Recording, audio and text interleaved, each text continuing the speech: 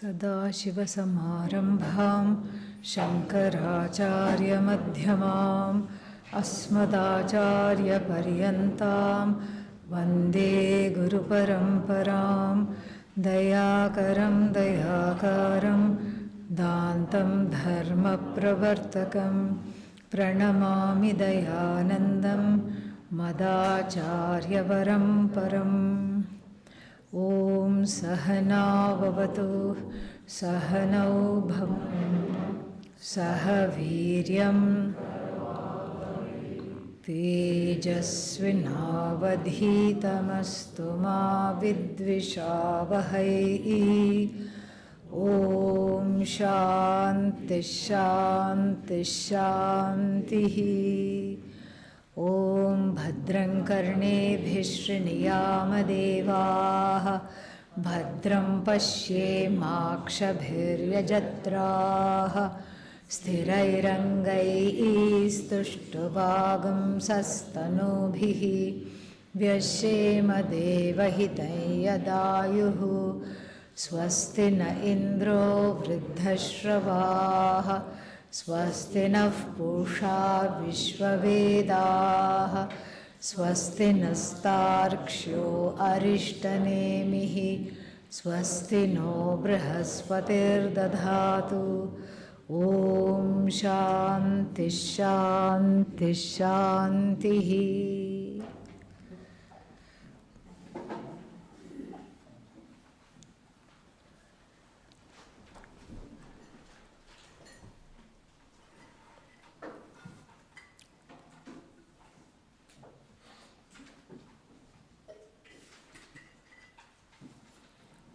Some similarity between verse 13, which I said was a Mahavakya, which we saw, and verse number 15 that we are currently on.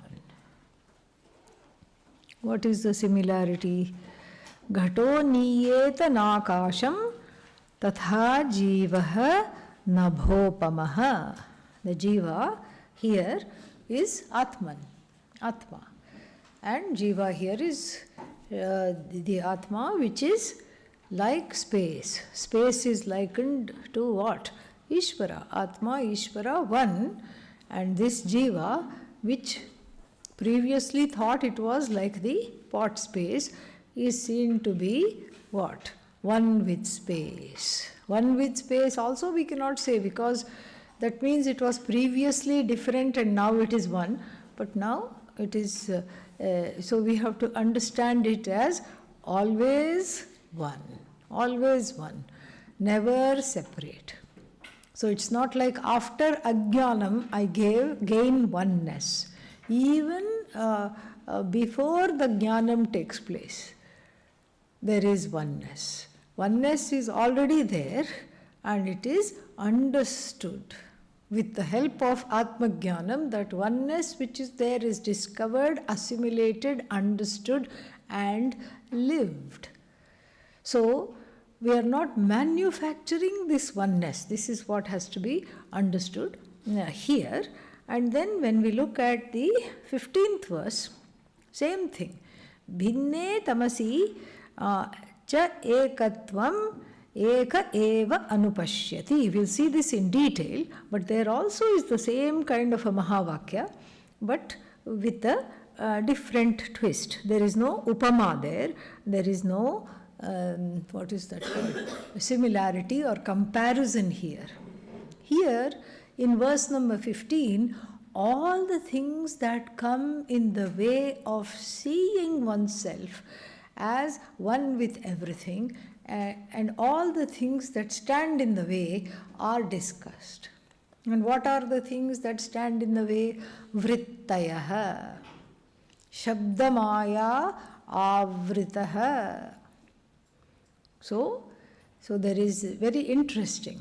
There is a jala, a net or a web of words.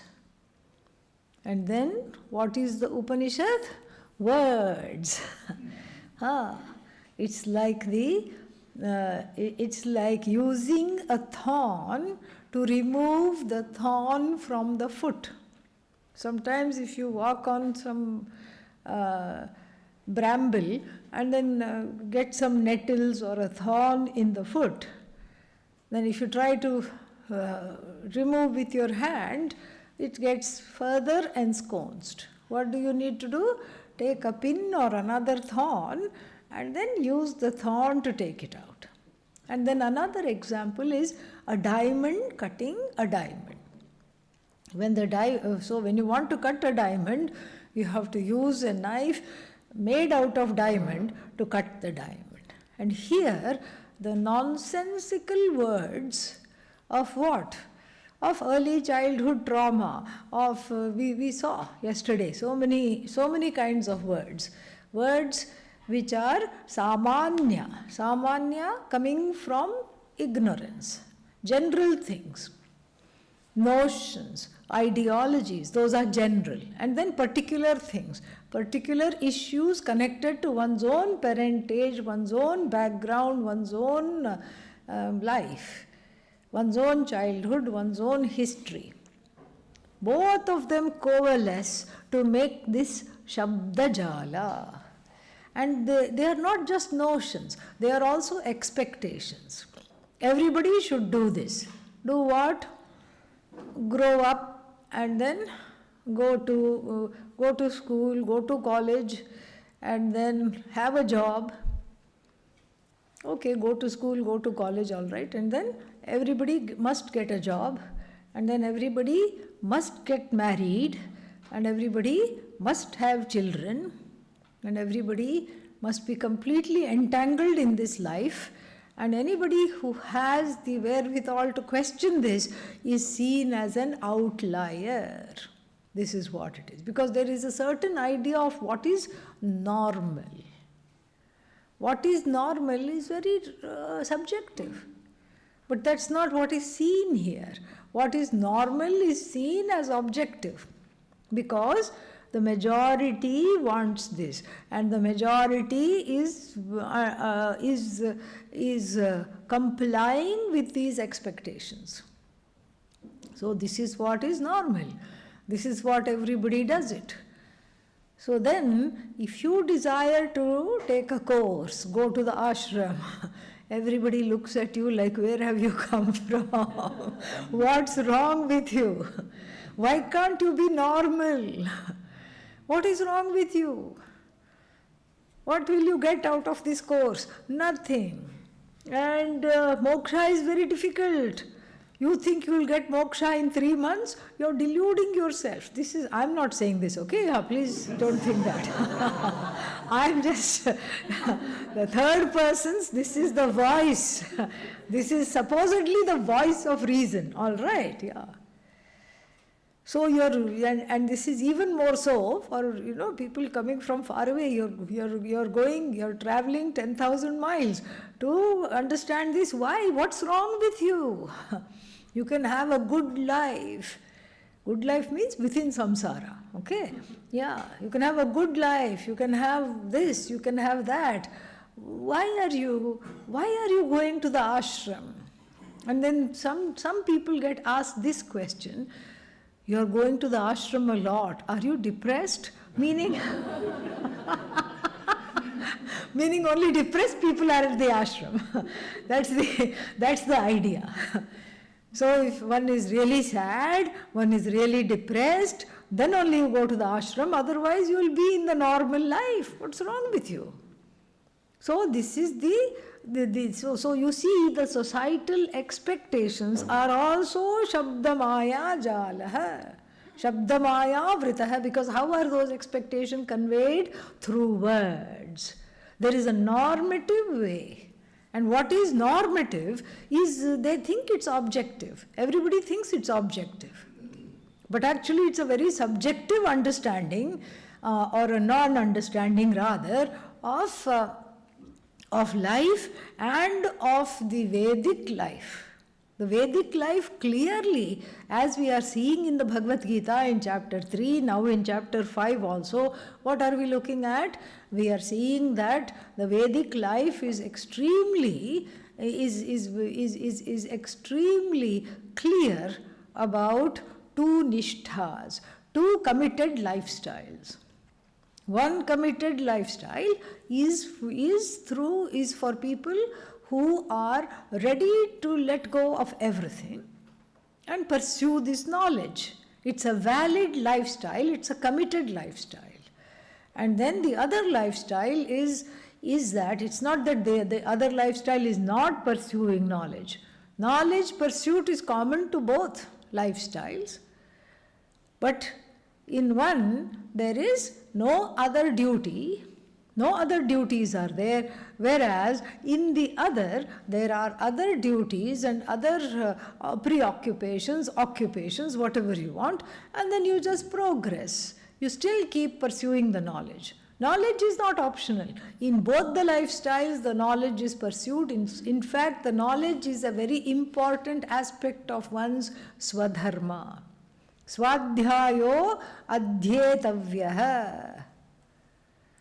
Swadhyayat ma pramadah. Swadhyaya means what? The study of one's own Veda. The study of one's own Veda is prioritized because that is what is the study. Veda includes Vedanta. So even the householder is studying. The person who is either a sannyasi or a jnani wannabe or a sannyasi wannabe, that person is in the ashram is also studying, and then both are studying. Both groups are studying. The lifestyle is not opposed to study. In fact, the lifestyle is based on the study, nothing else. That is really what it is. It's just while you are studying, you are also doing other things. That's all it is. Why are you doing other things? Because the mental preparation is needed. Emotional growth is needed. You can't sit still all day, and that's okay. It's needed. And so the preparation is gained. It's a lifestyle of gaining preparation for the assimilating this knowledge. In fact, it is very recommended that one go through the education process. And in fact, we all know, everybody knows this, that what happens when you get married is that moksha comes faster. Yeah. Everybody who is married knows this. Yeah. You invite moksha to come faster. Why? Because when you are married, you understand. You understand the limitations, you understand the joys and the limitations, and in a way, a karma yogi is a more fulfilled person than someone just not doing anything, giving up all duties, giving up all the responsibilities, giving up the life in the society, especially when one is not prepared. If one is prepared, then we are not having this discussion, it's fine. If one is not prepared for this life of sitting in the ashram and studying 24/7, 365, what is 365? 365 days of the year. So if one is not ready and one takes to this life, then it is not a very fulfilling life. In fact, the karma yogi's life is more fulfilling in this way because one is gaining the readiness, and to have various experiences is important, because then only through these experiences you can examine the experiences and then see the fallacy in those experiences, see the limitations in those experiences. That's what the Mundaka Upanishad will say when we come to that point. Parikshya lokan karmachitan nirvedam ayat. Parikshya lokan. Parikshya means having examined the limitations. How will you know the limitations if you don't have the experiences? You have to have the experiences. So we recommend that. There is nothing wrong with that. But if one is ready, one can take to this life, and here what is being said is that after one is ready and one takes to this life, still one has to deal with the society. Where is the society? In the head. There is the whole Jagat is loaded in the head, in the form of expectations, in the form of ideologies, in the form of notions, personal, and then community-based notions, society-based notions, cultural notions, national notions, global notions. All kinds of notions which come in the way, and these notions are like goalkeepers that just put the ball back into the teacher's court. Yeah. What is the ball? Tattvamasi. The knowledge of Purnata is completely rebuffed. And therefore, what does this verse say? Verse says, the Naiva Tamasa Yati Pushkare. Pushkara means lotus. Lotus is Atma. Why? Because two reasons. One is, like the lotus, the Atma is pure, very pure. Because, as I told you, the lotus does not get dirty even though it grows in the sludgy waters.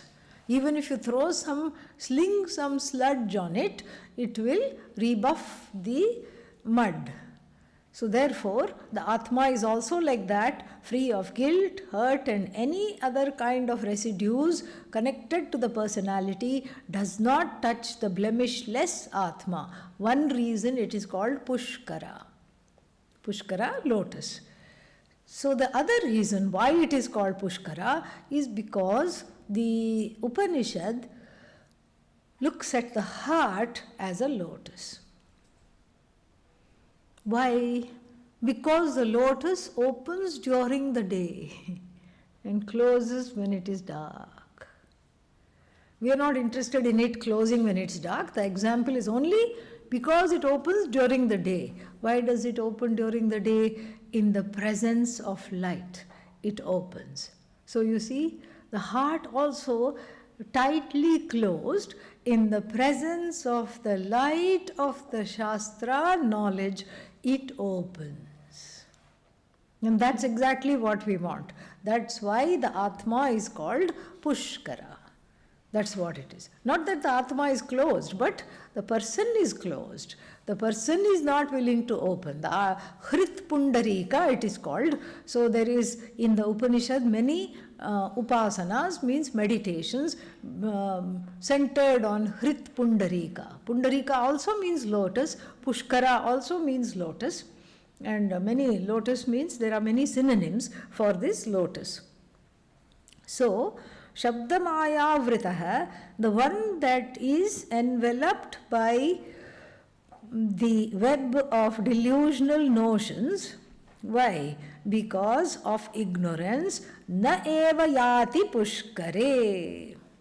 Cannot reach the Atman, which is the heart, which is sitting in the lotus of the heart. The heart is like the lotus, and when it opens, due to the exposure to the sunlight of the Vedanta Shastra, the Atma is quote unquote seen. Don't look for it, it is understood. This is just a metaphor, very beautiful metaphor at that. So, tamasa naiva yati pushkare. You don't get anything, you don't open the heart lotus when the heart, mind, it's all the same. When the heart, when the mind is completely enveloped by tamas. Tamas means ignorance. What is the cause of this tamas? The cause, what is the, not cause, the manifestation of this tamas?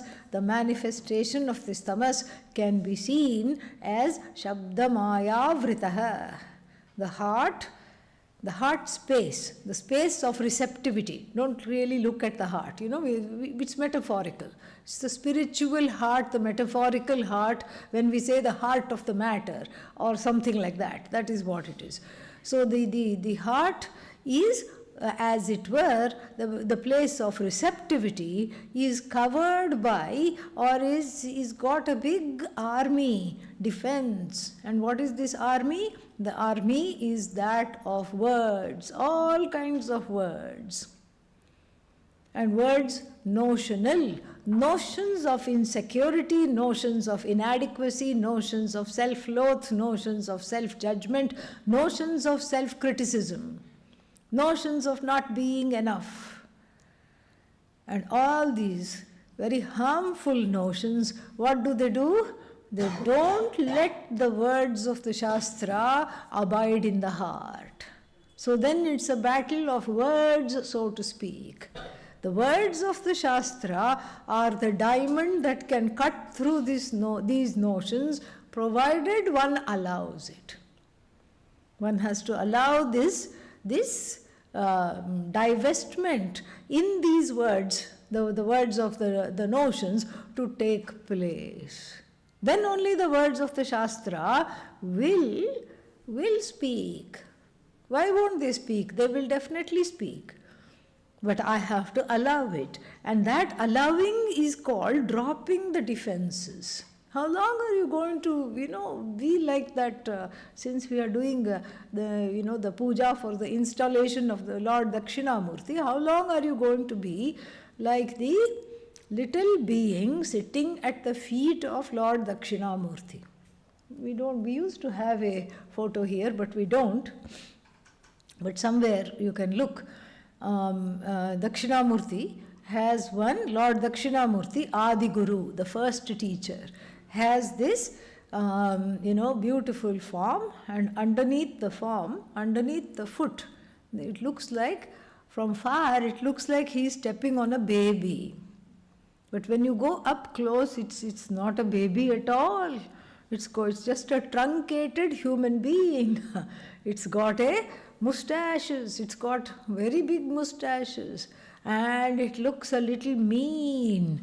And then what else? It's got a dagger in one hand and what is that? Shield in the other. Defensive and offensive. Very interesting. And the Lord has his foot on it. This is the unconscious mind. It's got a name. That little being has a name. Apasmara. What does apasmara means? That which haunts by memory. Brings back the same memories and haunts again and again and again and again and again. Keeps bringing back difficult memories and haunts. That is the meaning of the word apasmara, bad memories. Apa means bad. It brings out, see, good memories, nobody will complain. Yeah. Pleasant memories, nobody will complain. It is extremely difficult to process, and unpleasant memories, that which haunts through unpleasant memories, this is called apasmara. And what does the Lord do? Simply puts the foot of knowledge, puts his foot down, literally, puts the foot of knowledge on this being and says, heal. Pun intended. H-E-A-L, H-E-E-L, both. Stay here. Don't go anywhere. Because if you are let loose in this world, what will happen? You will be a ninja. This was Pujya Swamiji's words. You will be an offensive, defensive ninja. And why is this looking like a baby? It's the unconscious mind that hasn't grown up. It's like truncated. It's compromised. It's just a bunch of difficult memories which I have given it a being. Again, why? Shabda maya vritaha. I need to be healed from that. I have to surrender to the Lord and the Goddess, because there is no other way. There is no other way. Everything helps. Everything helps. What helps? Yoga helps. Any other yoga helps because it fosters self-love. It really helps. Yoga helps, chanting helps, therapy helps, everything helps in its own way. But what helps the most is just the ability to let go of this finally.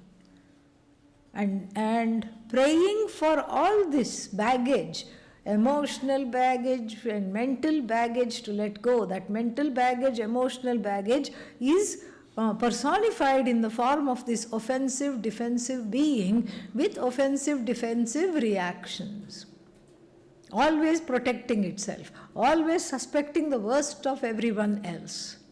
Anybody just say one word and this being is ready to just either drown in the ocean of misery because it did not understand what was being said, or it's ready to be defensive and come after anybody who says the smallest things, the most objective things.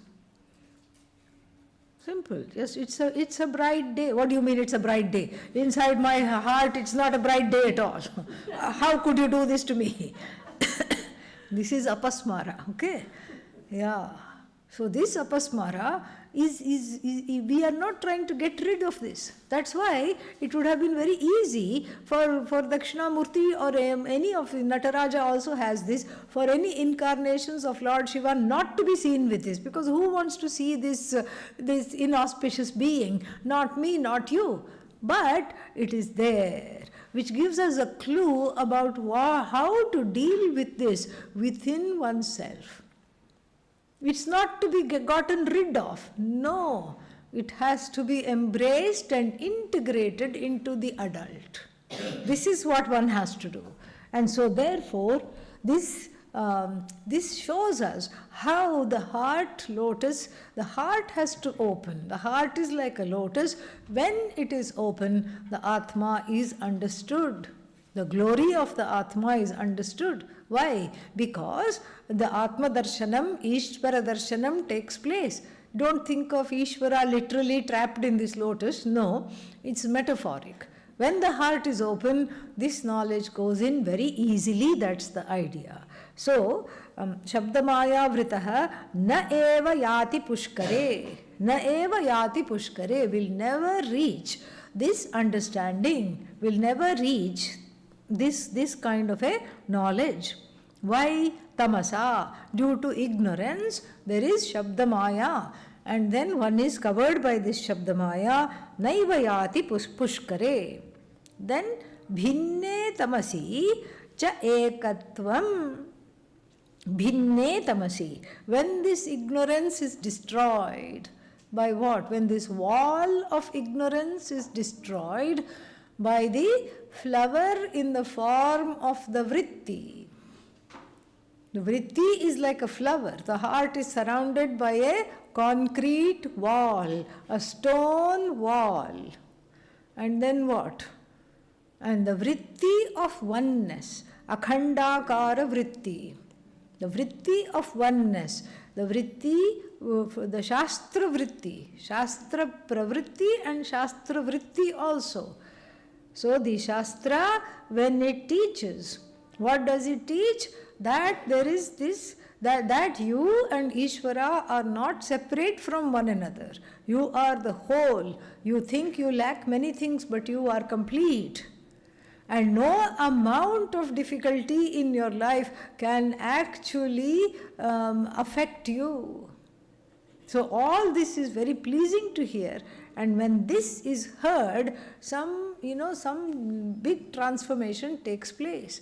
But if there is a stone wall around the heart, this is very difficult to hear. But still, the vritti is so powerful, the akhandakara vritti, it can just go and touch the wall and allow it to dismantle. That is what it is. Allow it to dismantle, revealing Ishvara within. Revealing the presence of Ishvara within, it's allowed to dismantle, it's allowed to be completely free of itself. And so therefore, free of the itself means itself how it was before. Shabdamaya avritaha. So bhinne tamasicha.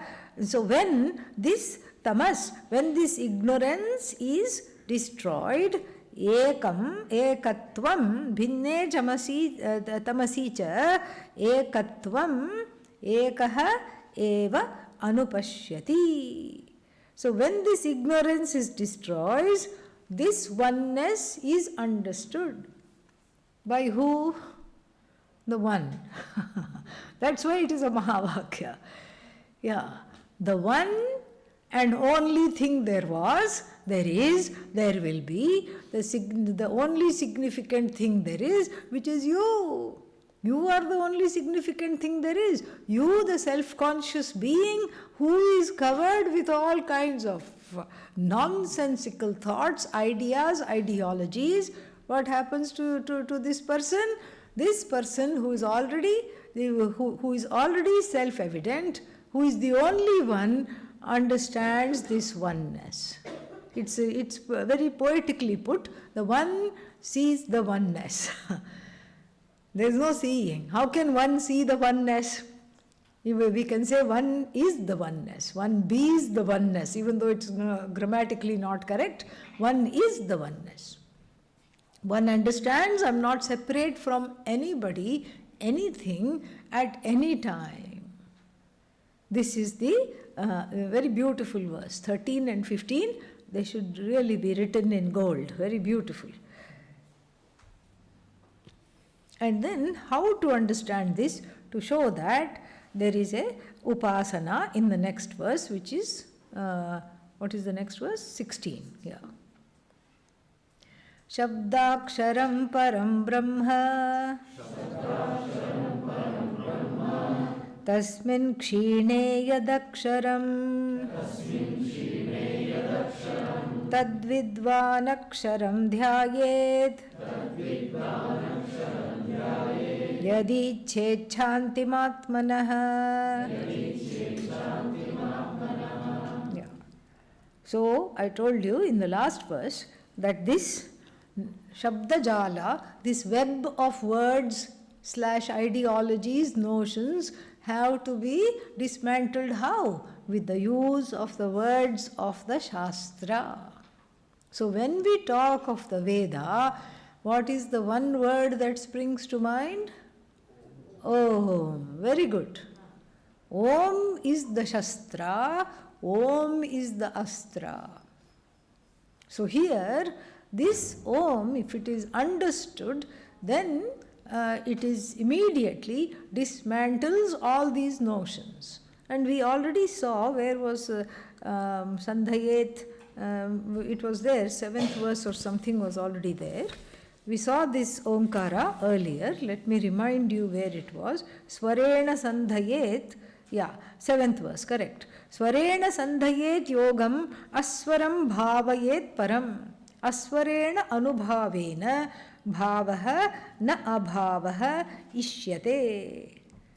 So we saw the practice there. What was the practice? The practice is to first sound the Om, and then what? In between two Oms, what is there?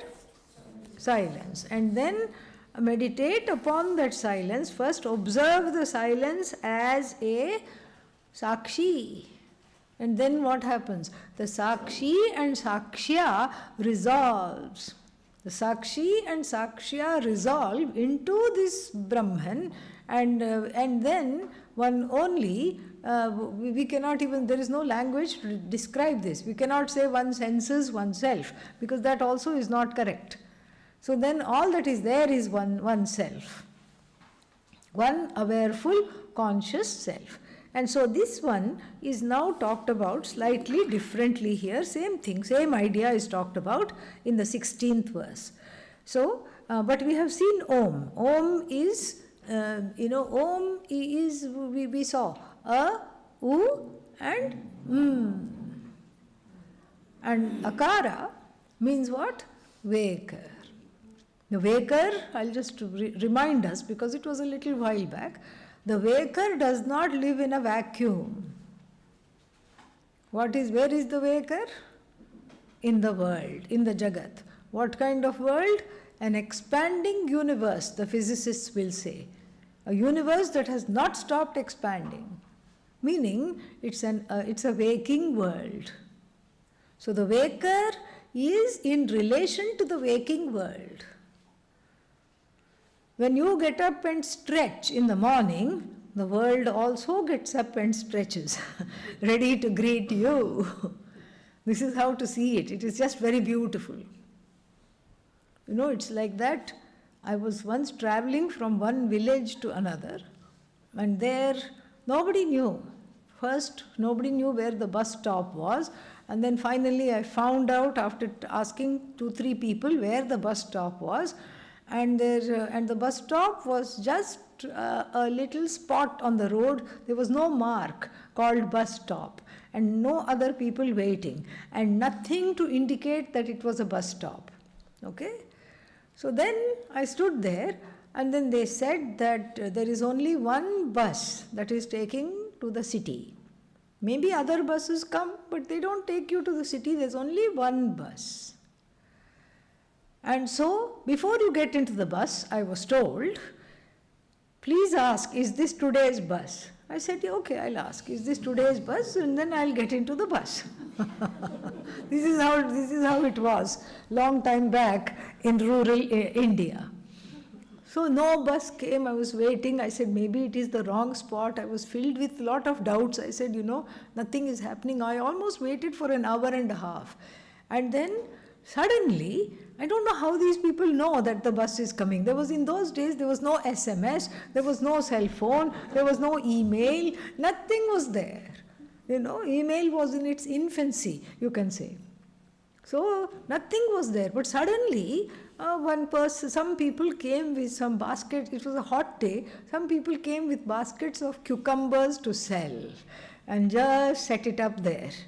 And then the chai wala came with pushing a little cart, and then, he just mixed his water, milk and everything, and then started the stove and started the tea. The tea started to get going. And then the flower ladies came and sat down and started to make their malas, flowers. And then this was a good half an hour of preparation, and I was very delighted to see all of them. I said, okay, I'm in the right place. Then finally the bus came. Yeah, finally the bus came. And up till now only is the example, up till here. But I should complete the story, otherwise you'll wonder what happened, Did I catch the bus or not? As a matter of fact, I didn't, because I asked, is this today's bus? And the conductor, the one who manages the people and takes the ticket, said, no, this is not today's bus. So, and then I asked the driver of the bus, who was having his tea at this time, is this today's bus? No. And then the bus filled up with all the passengers also magically appeared, and then with their suitcases and bags and everything, and then they all got in, and then the bus left. And then the flower lady said, why didn't you go on the bus? I said, well, I was told to ask, is it today's bus? And it wasn't today's bus. And then so I didn't go. So she said, no, you should have gone. Why? Because it was not today's bus, it was yesterday's bus. I said, when is today's bus coming? Tomorrow.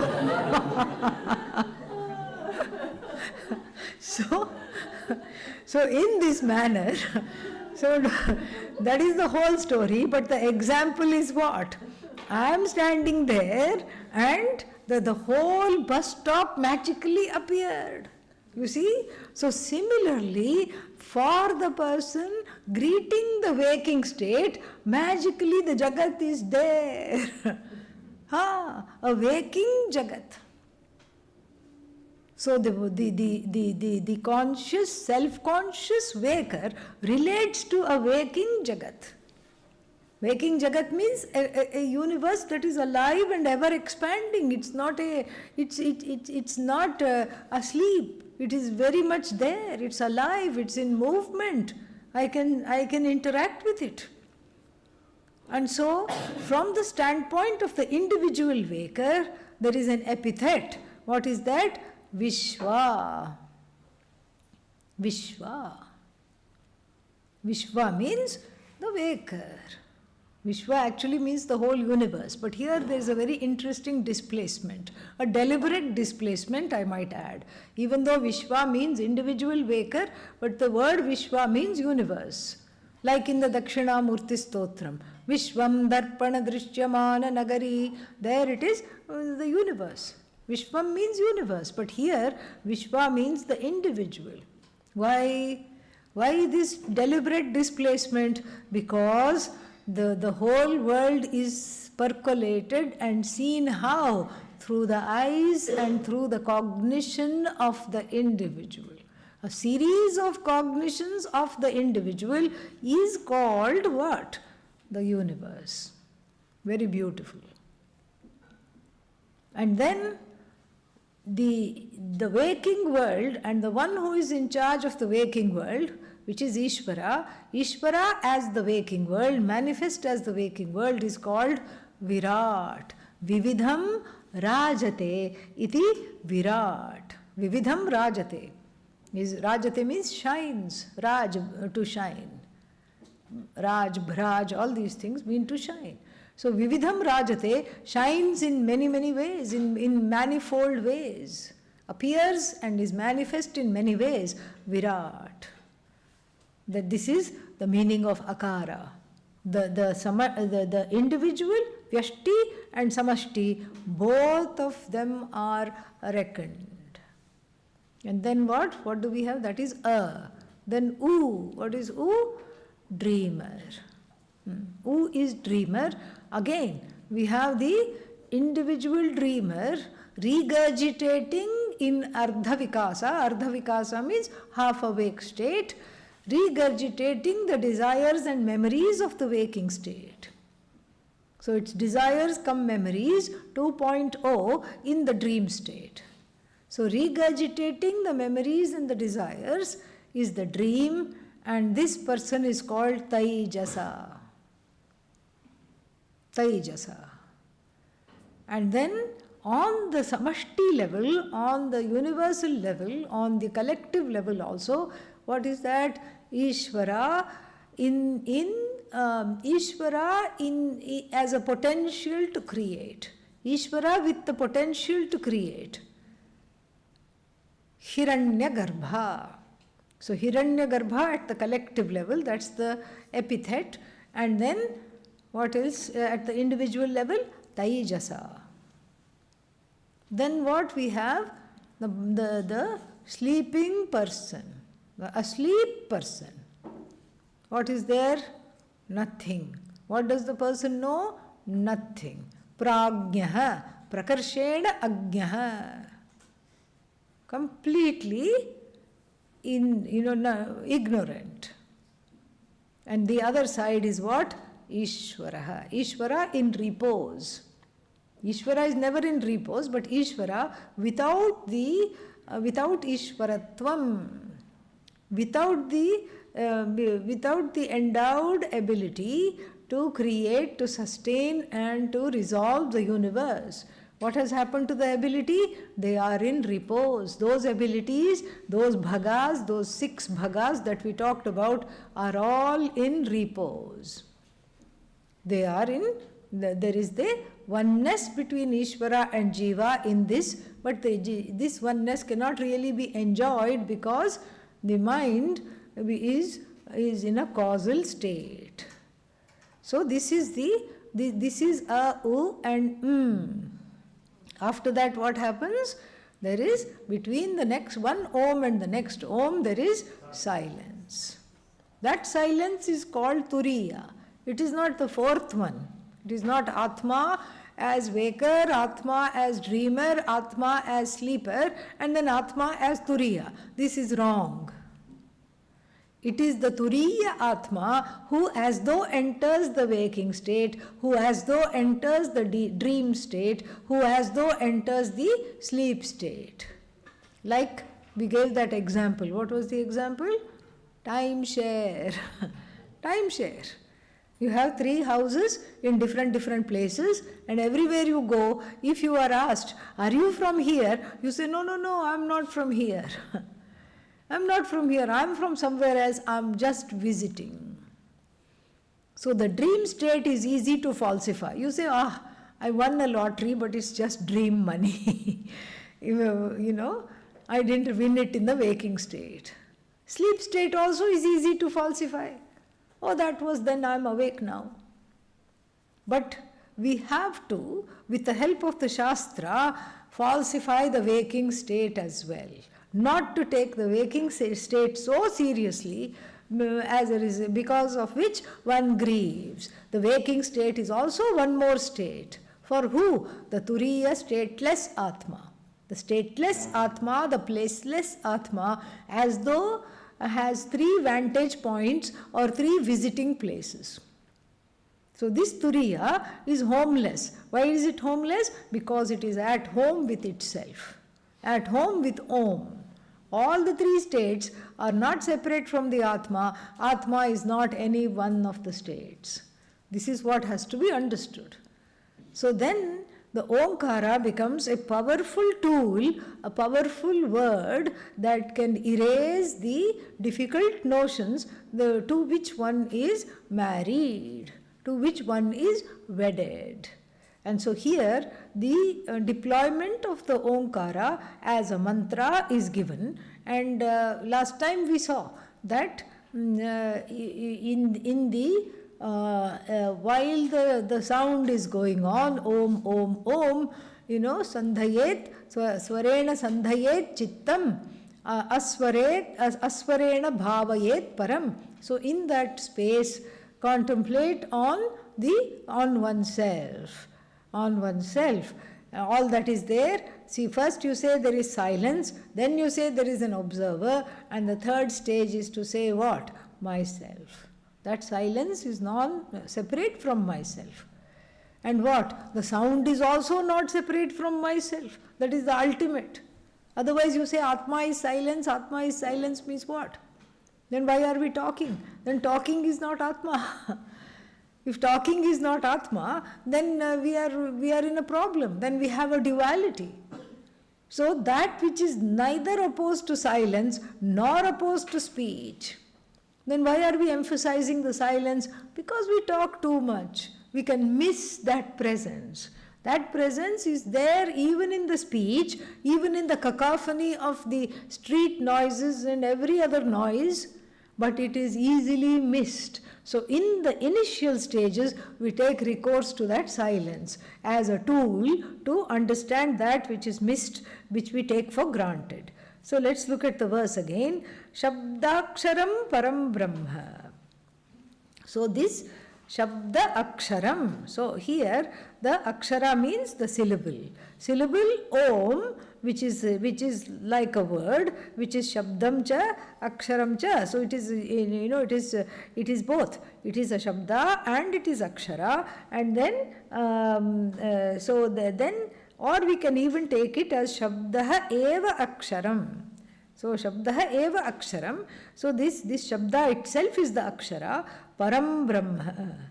So this Omkara is meditated upon as Ishvara. Param Brahma is Ishvara here. So then what happens? Then Tasmin Kshine Yad Aksharam. Then what happens in the meditation is that you say Om, Om, Om, and then there is the silence Om, Om, Om, and then with the practice of meditation, the Om which was used as a tool to go within just fades away. Tasmin Kshine means when that Omkara, the enunciation of the Omkara, which was a tool to go within oneself, fades away. Tasmin Kshine, what happens? Tasmin Kshine Yadaksharam, when that Omkara, the Akshara called Omkara fades, Tad Vidwan Aksharam Dhyayet. Very interesting. There is a pun on the word Akshara. First Akshara means the syllable Om. First two Aksharas. The first two instances of the word Akshara mean what? The syllable. Syllable Om. Okay. And then the third Akshara means the same Akshara whose definition we have seen in the Mundaka classes. Naksharati iti Aksharam, that which never decays. It's a name for Param Brahma, Nirgunam Brahma. So you see, very beautiful meditation. What is the meditation here? First you go from the sounding the Om to no sound, and then along with that what happens when the sound resolves? So you go from the sound which is the Jiva adoring Ishvara, and then when that sound resolves, you are one with Ishvara, you bhavayet, you sense the presence of Ishvara in the meditation. After that, Kshine, when that Akshara, when that Om resolves, and then the second stage, first is there is Ishvara, when you are sounding the Om, and I will tell you how in a bit. And then when that sound resolves, what happens? There is no Ishvara, there is no you separate. All that is there is that Sat Chit Ananda, that conscious presence, which is yourself, which is Brahman, which is Ishvara. So you go from Om to silence. At the same time, you go from Sagunam Brahma to Nirgunam Brahma. Mind you, you are not meditating upon Nirgunam Brahma. You can't meditate upon that which is formless. How are you going to meditate? Tell me. I'm going to visualize. There's nothing to visualize. No guna, no attributes, no name, no form, no dharma, no colorations. Yattad adreshyam agrahyam agotram avarnam apanipadam. Then achakshushrodram. How are you going to meditate upon that? It doesn't have eyes, it doesn't have ears, it doesn't have, it cannot be seen. Itself also it doesn't have eyes, ears and organs of action. It cannot be seen by the sense organs, sensed by the sense organs. It cannot also be what? Sensed by the organs of action. How are you going to meditate? This is not meditation. This is just living and understanding that oneness. Adi Shankara in the Bhashya to the Kathopanishad makes this very clear. Aparam chet dhyayeta, param chet jnayeta. Aparam chet, if we are talking of Aparam Brahma, means Sagunam Brahma, Ishvara. That which is, that iteration of Brahman which has attributes. When I think of Brahman with attributes, it is Ishvara. What are the attributes? Overlordship, all knowledge, all power, all glory, all vairagya, all bala, all strength, all omniscient, omnipresent. This is what is Ishvara. Then all the omni goes away. Omnipresence, omni goes away. What is there? Only presence. That's all there is. Satchidananda. Omni goes away. That omni means it's a guna. The gunas go away, and then when the gunas are there, I'm able to adore, I'm able to visualize, I'm able to pray, I'm able to do many things. But then when the gunas are not there, the gunas also go away in the silence. When I'm sounding the Om, the Omkara becomes an alambana of Ishvara. Alambana means a support by which Ishvara is invoked in the meditation. It's a support. We'll practice some of that tomorrow. And it's a support by which Ishvara is invoked in the meditation. And then when that support is no longer needed, when that support just drops on its own, then what? Then all that is there is my own presence, which is non-separate from Ishvara's presence. All that is there is the presence of Satchidananda, which is myself, which is the truth of Ishvara, which is the truth of myself, and that cannot be meditated upon. It's a knowing. So first there is the meditating, then that meditating and the active meditation or the act of meditating, which is a mental prayer, resolves into knowing and being my own presence. That is the idea in this verse. So then the third iteration of the Aksharam here is that Brahman, which is myself. Even though it says Dhyayet, even though it says one should meditate upon, we have to change it to Jnayet. One has to know as oneself. That's why it is Vidwan, the wise person. A wise one has to know it as themselves. Yadi, if one desires Shantim Atmanaha. If one desires the Atma, what kind of Atma? The tranquil Atma. Tranquil here means no name, no form. That's the tranquil. No subject, no object. That's the tranquility. That's the best form of tranquility. Because subject-object difference means I have to deal with it. It creates conflict. The resolution of the subject-object is what? Nothing but tranquility. And on this auspicious note, we will stop. A few announcements. There is no chanting class, and there probably will not be Gita class also. Okay? So shall we just say it's not there? Yeah, let's say it's not there. Because the puja started late, and then now only the homa is finished, and then they will have another probably an hour or so in the temple itself. Okay?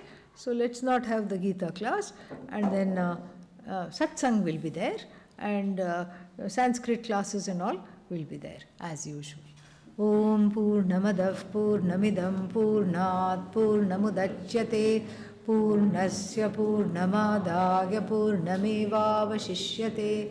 Om Shanti Shanti Shanti Harihi Om Shri Gurubhyo Namaha.